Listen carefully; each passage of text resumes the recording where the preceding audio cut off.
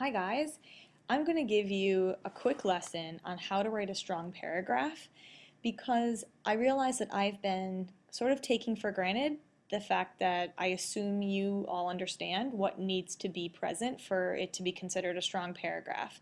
And I've been getting some questions from students that make me realize that maybe I shouldn't be assuming that you know that. Sometimes students will ask me, how long does this have to be? How many sentences do I need? And that tells me that you're not really sure how to write a strong paragraph and what all the parts are. So we're going to go through that together today. I did some color coding for this presentation for my visual learners and also to help things stand out to you as we go through and we talk about it. So we're going to look at a paragraph as having three colors.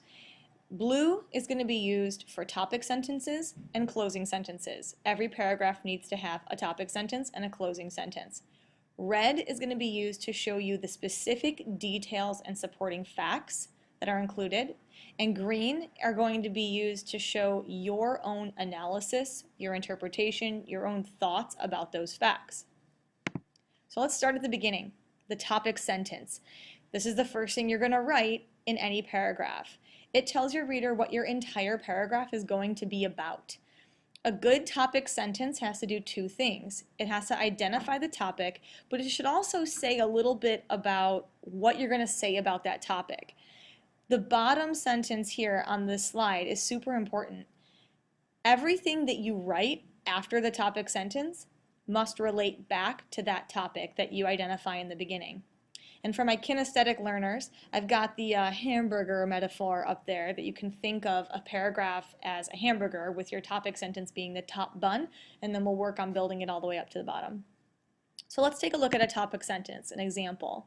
My parents overmanage my homework and it drives me crazy. So you see there's kind of two parts here.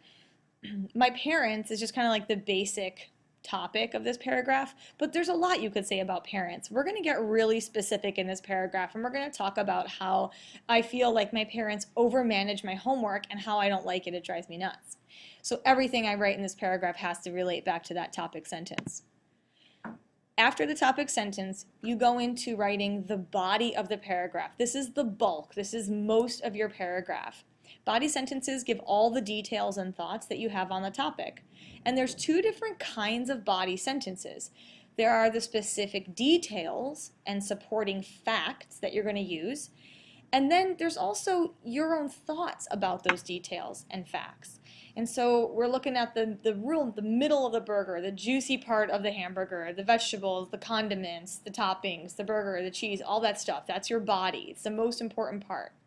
Let's break it down into the two different types. Specific details and supporting facts. These are things that cannot be argued with. No one can say you're wrong. These are facts, these are quotes, examples. It's the evidence that you're using to back up your thinking. And it needs to come right after the topic sentence. Let me show you an example. My parents overmanage my homework and it drives me crazy. For example, I'm required to spend an hour and a half or 1.5 hours doing homework, regardless of whether I have that much homework or not. This is true.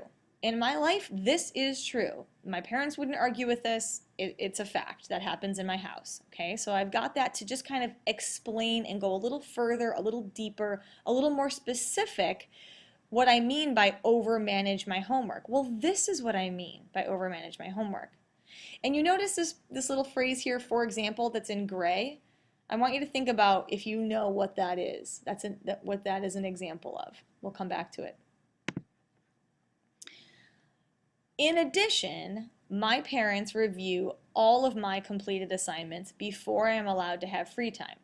Now you tell me, I want you to think.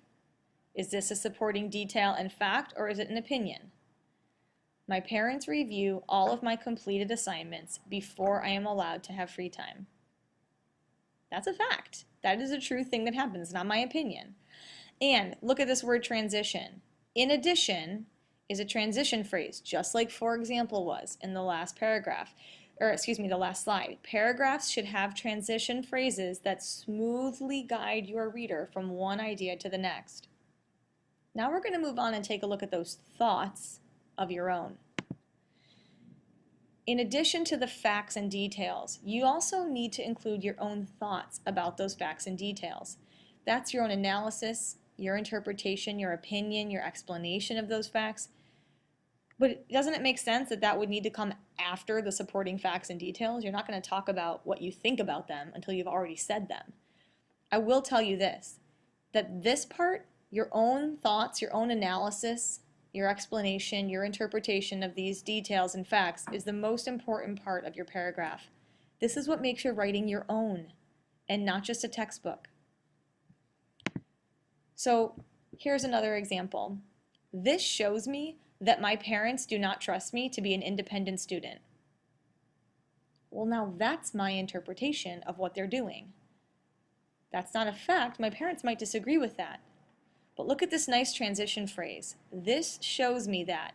That clearly communicates to my reader that I'm about to go in and explain to you what I think about the things that my parents do around homework.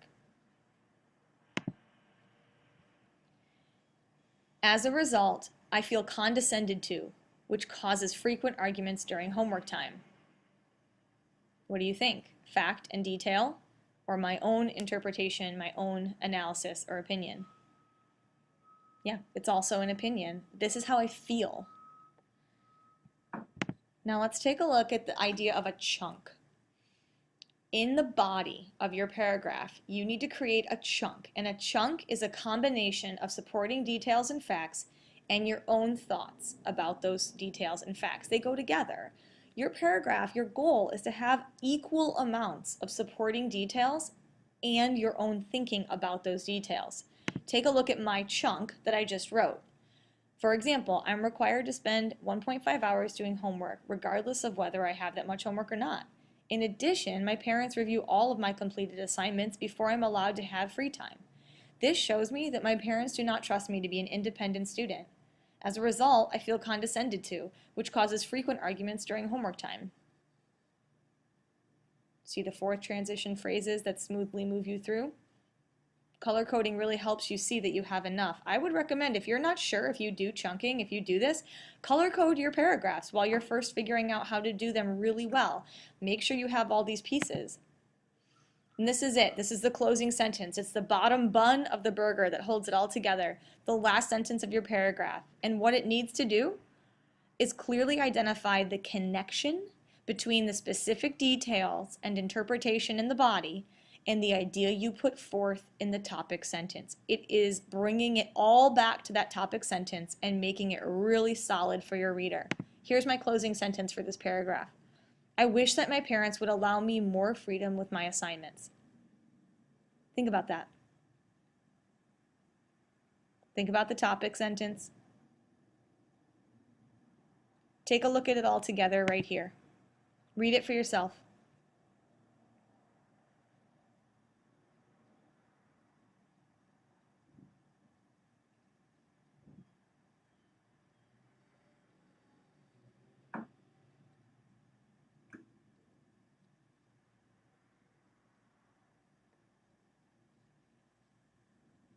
Do you see how this paragraph is built?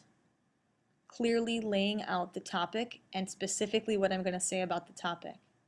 Then I go in and I give 2 pieces of facts, 2 details that explain in more detail, that go deeper into this big overarching general topic sentence. Now I prove it to you.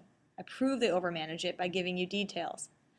Then I go into 2 of my own thoughts and opinions, and I discuss my own analysis or my own explanation of how these behaviors impact me.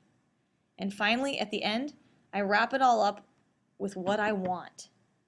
After all of this detail and all of my sharing of my own personal experiences, I end with a clear statement that relates back to the overarching topic of my paragraph. That's how you write a strong paragraph.